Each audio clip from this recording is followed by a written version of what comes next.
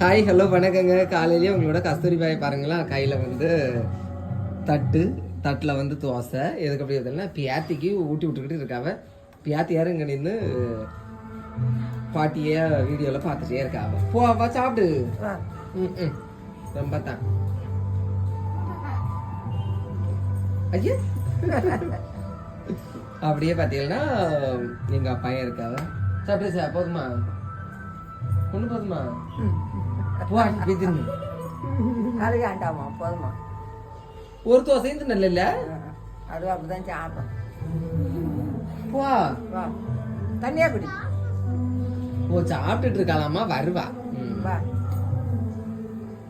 அப்படியே எங்கிட்ட பேசு. காலையிலே தோசை வாங்கம்மா சாப்பிடுவோம். எப்போ வரிய?